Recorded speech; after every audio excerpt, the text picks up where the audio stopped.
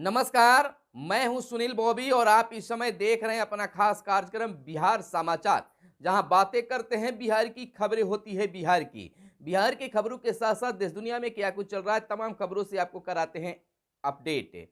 बिहार में शिक्षा रोजगार का क्या है हाल और सत्ता की गलियारों में क्या कुछ चल रहा है और गांव की सरकार को लेकर सरकार की क्या है मंशा, तमाम खबरों से आपको हम कराते हैं अपडेट।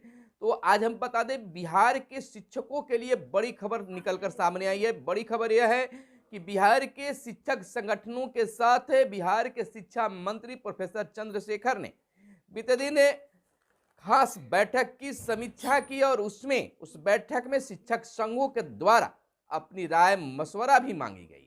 लिखित और मौखिक रूप से शिक्षक संघों ने अपनी अपनी बातों को रखा। काफी संख्या में शिक्षक संगठन जहां मौजूद थे, वहीं पदाधिकारियों के साथ शिक्षा मंत्री प्रोफेसर चंद्रशेखर भी मौजूद रहे। एक तरफ जहां उन्होंने कहा कि जितना सरकारी विद्यालयों में पद खाली है, उससे काफी कम टेट, टीएटी और एसटीएटी के अभ्यर्थी हैं, पास हैं।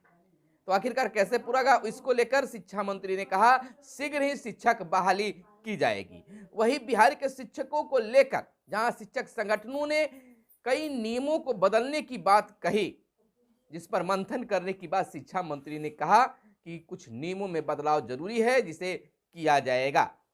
और वहीं पर स्नातक ग्रेड में प्रमोशन सहित कई मांगों को रखा गया। खासतौर पर शिक्षा मंत्री ने कहा कि आवश्यकता अनुसार आवश्यक शिक्षकों, दिव्यांग और जरूरतमंद शिक्षकों को शीघ्र ही तबादला किया जाएगा। जब हम बता दें कि जब नए शिक्षा मंत्री आए हैं तो शीघ्र ही तबादला करने का अपनी बात कही है, लेकिन अब तक 10 सालों के अंदर तबादला नियोजित शिक्षकों का नहीं हो पाया है। तो इस तरह से यह बातें निकल कर आई कि जिस प्रकार से राय मशवरा शिक्षक संगठनों के द्वारा पूर्व के शिक्षा मंत्रियों ने किया है, उसी तरह से यह भी कार्य निर्वहन किए हैं। और देखना यह होगा कि क्या शिक्षकों का तबादला हो पाता है, शिक्षकों के उनके अधिकार मिल पाता है, या कुछ और बातें हैं। तमाम खबरों से हम आपको बताएंगे विस्तृत से। अगली खबर हम बताते हैं कि बिहार के वार्ड सदस्यों को लेकर बिहार के पंचायती राज मंत्री ने बड़बोल बोला था, यानी एक बड़ा बयान दिया था और वार्ड सदस्यों के शिक्षा पर सवाल खड़ा किया था। अब उनका बयान बदलता हुआ नजर आ रहा है। उन्होंने मधेपुरा में एक कार्यक्रम के दौरान, यानी कांग्रेस के पार्टी विशेष पर कार्यक्रम के दौरान उन्होंने कहा कि मैं कौन होता हूं वार्ड सदस्यों को उनके हक से विमुख करने के लिए, अलग रखने के लिए। उन्होंने साफ शब्दों में कहा कि वार्ड सदस्यों को उनका हक और अधिकार मिलेगा, मान सम्मान मिलेगा, यह निश्चित तौर पर हमारे द्वारा प्रयास किया जा रहा है। उन्होंने नल जल योजना को लेकर कहा कि इसकी जांच होगी, समीक्षा किया गया है और जो भी इसमें दोषी पाए जाएंगे उनको सजा मिलेगी, उन पर कार्रवाई होगी। यानी कि अब मंत्री जी, यानी कि पंचायती राज मंत्री मुरारी प्रसाद गौतम के सुर बदल गए हैं। एक तरफ है जहां मुरारी प्रसाद गौतम ने वार्ड सदस्यों के शिक्षा पर सवाल खड़ा किया था, वहीं आज कुछ और बोलते नजर आ रहे हैं। आपको यह भी बता दें कि 20 नवंबर को जहां वार्ड सदस्यों को पटना में धरना प्रदर्शन है, वहीं मधेपुरा की धरती से पंचायती राज मंत्री का इस प्रकार से बयान आना आप बिल्कुल समझ सकते हैं। हालांकि इसको लेकर वार्ड सदस्य संघ ने कहा है कि अब कोई असर होने वाला नहीं है, निश्चित तौर पर आंदोलन होगा, अपने हक और अधिकार की लड़ाई लड़ी जाएगी। तो निश्चित तौर पर महिला और दिव्यांग शिक्षकों का भी तबादला होगा। इधर अंतरिक्ष में भारतीय निजी क्षेत्र की उड़ान नई शुरुआत की गई है। आपको बता दें कि भारतीय निजी क्षेत्र में शुक्रवार को अंतरिक्ष में ऊंची उड़ान भरी। पहली बार देश में निजी क्षेत्र के रॉकेट ने अंतरिक्ष में 3 उपग्रहों की सफलतापूर्वक स्थापित किया। इससे पहले सिर्फ इसरो ही उपग्रहों का परीक्षण करता था। और इधर खाद्य पर केंद्र और राज्य आमने सामने दिखने लगे हैं, तकरार बढ़ी है। कृषि मंत्री बोले बिहार को सिर्फ 37% यूरिया मिली है। सच्चाई क्या है यह आप समझ सकते हैं।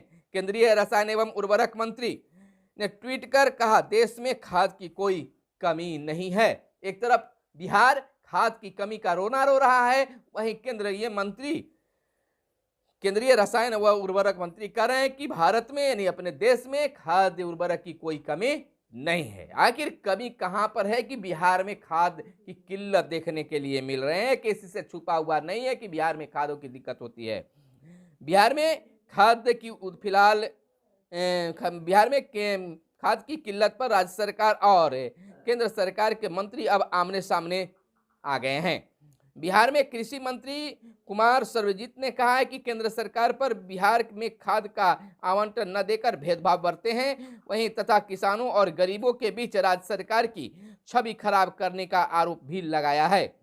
वहीं केंद्रीय रसायन एवं उर्वरक मंत्री डॉक्टर मनमुख मांडविया ने ट्वीट कर खाद की कमी से जुड़ी खबरों को गलत तथा भ्रामक करार देते हुए कहा है कि देश में कहीं भी खाद की किल्लत नहीं है। तो आखिर किसानों को खाद नहीं मिल रहा है तो इसमें दोषी कौन है, केंद्र सरकार या राज्य सरकार? ये हम आप पर छोड़ रहे हैं और कमेंट में बताइए कि अगर किसानों को सही समय पर खाद नहीं मिल पा रहा है, किसानों के लिए खाद की किल्लत है, तो दोषी केंद्र सरकार है या राज्य सरकार?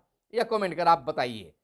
डेहरी विधायक के होटल व करीबी के यहां आयकर के छापे, बारून में गल्ला व्यवसायी के मकान को भी खंगाला गया। होटल से भूमि के कागजात व अन्य दस्तावेज भी प्राप्त हुए हैं। वहीं व्यक्तिगत डाटा की सुरक्षा में चूक पर भारी जुर्माना।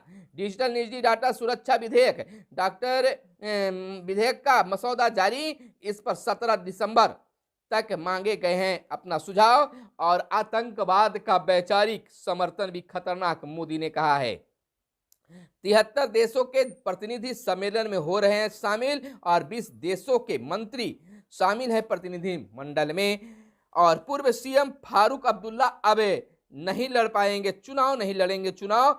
वरिष्ठ नेता एवं जम्मू कश्मीर के पूर्व मुख्यमंत्री फारूक अब्दुल्ला ने नेशनल कांग्रेस नेका के अध्यक्ष पद से हटने की घोषणा करते हुए बीते दिन कहा कि अब नई पीढ़ी को जिम्मेवारी सौंपने का समय आ गया है। व्यापक स्तर पर अटकलें लगाई जा रही है कि 85 वर्षीय अब्दुल्ला पार्टी संरक्षक की भूमिका निभाएंगे और उनके बेटे एवं नेका के उपाध्यक्ष उमर अब्दुल्ला अब इसके नए प्रमुख बन सकते हैं। और इधर पंजाब मंत्रिमंडल ने दी पुरानी पेंशन योजना की मंजूरी, यानी लगातार पेंशन योजना जो है विभिन्न राज्यों के द्वारा पुरानी पेंशन की मंजूरी दी जा रही है, लेकिन अब तक बिहार में सरकार की ओर से कोई बयान नहीं आया है। हालांकि बिहार के कर्मचारी भी पुरानी पेंशन की मांग करते आ रहे हैं। देखना यह होगा कि इस ओर बिहार सरकार का ध्यान कब आती है। इधर हम आपको बता दें कि वाराणसी रांची कोलकाता राजमार्ग का निर्माण मार्च से और 5 महीने के भीतर निर्माण कार्य शुरू कर दिया जाएगा। 6 लेन की यह सड़क जीटी रोड से दक्षिण में बनेगी।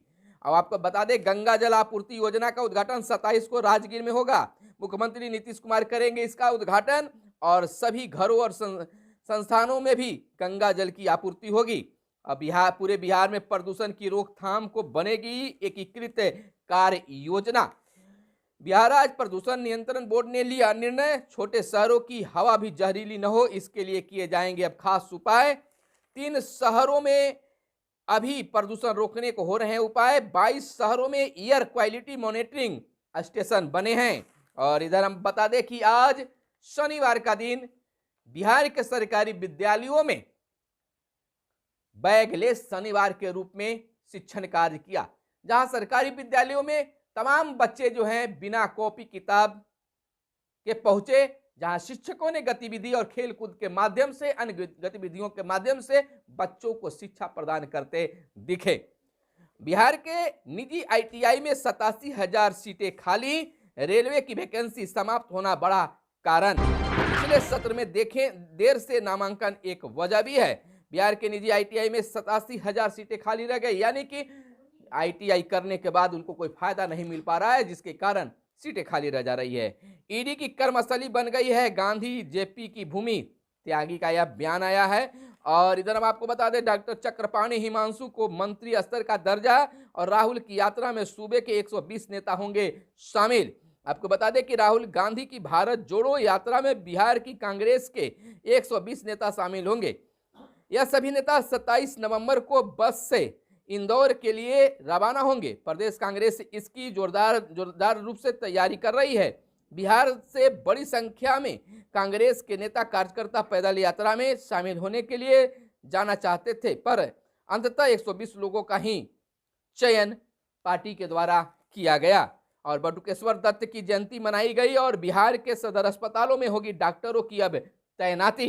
विपक्षी एकता की मुहिम ठंडे बस्ते में नहीं, उपेंद्र कुशवाहा ने बोला है। और जिलों में भी लागू होगा सिमतुल्ला मॉडल। आपको बताते चले कि प्रत्येक जिला में सरकारी विद्यालय के रूप में एक सिमतुल्ला मॉडल जिला में एक विद्यालय को लागू किया जाएगा, मॉडल बनाया जाएगा। सिमतुल्ला मॉडल पर वहां पढ़ाई लिखाई और सारी व्यवस्था होगी। और हाल बेहाल है आंगनबाड़ी का। कोई आंगनबाड़ी केंद्र वर्षों से बंद तो कहीं एक भी बच्चा नहीं। यह एक बड़ा खुलासा हुआ है। जांच में राजधानी पटना में आंगनबाड़ी केंद्रों की स्थिति गड़बड़ मिली, मंत्री ने दिया कार्रवाई के निर्देश। तो यह थे आज के प्रमुख खबरें जो आपके लिए काम की खबरें थी। कैमरे के पीछे हैं मिस्टर साहिल। धन्यवाद। जय हिंद, जय भारत, वंदे मातरम।